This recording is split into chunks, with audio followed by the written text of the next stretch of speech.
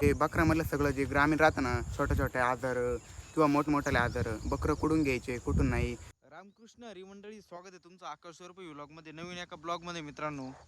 तर आज आपण आलेलो आहे समनापूरमध्ये, आपल्या आत्याकडे आलेलो आहे मित्रांनो. संगमनेरला गेलो होतो जरा कामानिमित्त. घास बीस भरपूर आहे आत्याकडं, म्हणून म्हटलं आता घास घेऊन जाऊ थोडासा. तर घास कापायचं काम चालू आहे. थोडंसं गाडीवरती घास आपण रचलेला आहे. तिकडं पाठीमागं बघू शकता तुम्ही, आपली चेतक ईवी गाडी आहे आपल्याकडं. तर गाडीवरती घास टाकलेला आहे. पाठीमागं गुलाबी छान असा घास आहे आत्याचा. आत्याने घास विकलेला होता, पण आत्याला म्हटलं थोडासा आता आपल्या वाट्याचा राहू दे, कारण आमच्याकडं खेडेगाव आहे मित्रांनो. पाण्याचा भरपूर प्रॉब्लेम आहे. यावर्षी पाऊस फार लेट आहे. अजूनही पाऊस आपला चांगला झालेला नाही आहे. आणि आपल्याकडं बकऱ्यांचा व्यवसाय, चांगल्या प्रकारचे बकरे आहे आपल्याकडं. जसं आपण, तुम्ही आपल्या चॅनलवरती जर असाल पहिल्यापासून, तर तुम्हाला माहीत असेल आपल्याकडे किती बकरे आहेत काय. भरपूर आपला चांगला बकऱ्यांचा व्यवसाय चालू आहे. तर आत्ता आपण आत्याकडून घास घेऊन जातोय. थोडासा घास आपण 1-2-4 वेळेस घास नेला पाहिला बी, आणि आताही थोडासा नेणार आहे, कारण वेळच तशी आलेली आहे. आपल्याकडे हिरव्या चाऱ्याचे टंचाई, बकरं आपले फोकसला आहेत. आणि विकतही आपल्या जवळपास भेटत नाही, कारण कोणाकडं पाणीच नाही. पाठीमागं बघू शकता आपला आत्याचा मुलगा आहे गुलाब. पाठीमागं आपल्या आत्या आहे सुजाताई. चला तर तुम्हाला घास दाखवतो. हे मधलं पाडगं आता कापून झालेलं आहे, बघू शकता तुम्ही आपल्या समोर. हे जे पाडगं आहे हे कापून झालेलं, तरी आता मधलं पाडगं कापलेलं आहे. आणि बाकीच्या सगळ्या कडेच्या पाडग्यांना पाणी बिणी भरून ठेवलेलं आहे. इकडे आत्या बघू शकता तुम्ही मित्रांनो, माझी मोठी आत्या आहे मित्रांनो. हँडिकॅप आहे आपल्या आत्याचं. चांगलं असं व्यवस्थित शेती आहे इकडे समनापूरमध्ये. आणि आत्याचा मुलगा आहे, हा कॉलेजला येतो. आणि मुलगी सुद्धा आता 9वी-10वीला गेली. हा पाठीमागे त्यांचा गावरानच घास आहे हा सगळा. इकडे जुना घास आहे मित्र, अजून तर चांगला निघतोय तो, त्याच्यातलंच गबाळ काढत होते आत्ता आपण आलो तेव्हा. आणि असं शेती आहे सगळी इकडे बघू शकता. आत्याची वस्ती आहे समोरच्या बाजूला.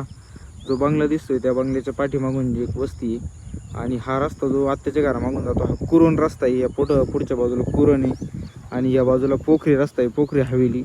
तर या बाजूला आपण गाडी घेऊन आलो. इथं आपण गाडी लावलेली आहे, चेतक ईवी गाडी आहे आपल्याकडं.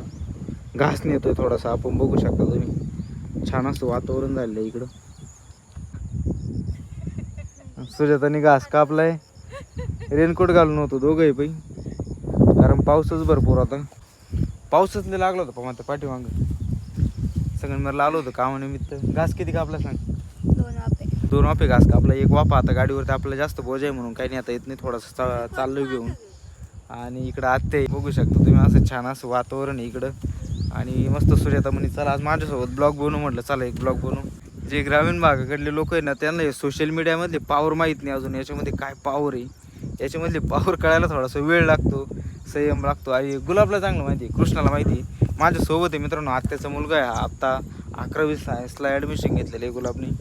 नेहमी आपले ब्लॉग बघत असतो. गुलाब, तुला ब्लॉग कसं वाटतं आपले? ब्लॉग खूप छान राहते आहे, कारण की आमचे मामा आकाश भाऊ हे ना ग्रामीण, म्हणजे बकऱ्यामधलं सगळं जे ग्रामीण राहतं ना, छोटे छोटे आजार किंवा मोठमोठाले आजार, बकरं कुठून घ्यायचे कुठून नाही, बकऱ्यांना कसं ठेवायचं ते सगळं सांगत राहते. म्हणून मला मित्रांनो आपले बकऱ्यांचे ब्लॉग असते नेहमी, तर तो नेहमी सांगत असतो. बकऱ्यांची एकदम छान अशी माहिती देतो. आपल्याला काय पहिल्यापासून अशी माहिती असं काही नाही आहे. आपण सुद्धा चांगल्या लोकांकडून नेहमी घेत असतो, आणि तुमच्यासारख्या चांगल्या लोकांना देत असतो.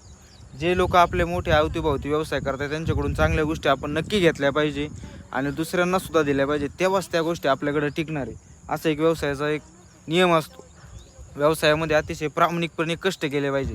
माझ्या पाठी बघू शकता तुम्ही, पाऊस चालू होता तरी सुद्धा म्हटलं थोडासा घास जायला आलोय घ्यायला, आणि घास घेऊन चालू आहे आत्ता. तर मित्रांनो गुलाबने आपण किती महिन्यापूर्वी आलो असतो? गुलाब साधारणतः एक 5 ते 6 महिन्यापूर्वी आलो होतो. त्यावेळेस गुलाबला मी चॅनल दाखवला होता. किती सबस्क्राईब होते आपले? 32 सबस्क्राईब होते. मी घास घ्यायला आलो तेव्हा तो मला पाठीमागच्या वेळेस बोलला, 2-3 दिवसाखाली घास घ्यायला आलो होतो. आकाश भाऊ म्हणे आपण आलो त्यावेळेस आपले 32 सबस्क्राईब होते. आज आपले जवळजवळ 1.5Kच्या वरती सबस्क्राईब झालेले. इतका चांगला प्रतिसाद लोकांनी दिलेला आहे. तो फक्त आपल्याला नाही दिलेला, आपलं काम बघून दिलेला आहे. चॅनलला सबस्क्राईब करायला विसरू नका. भेटूया नेक्स्ट व्हिडिओमध्ये. तोपर्यंत धन्यवाद. काळजी घ्या तुमची. रामकृष्ण हरी.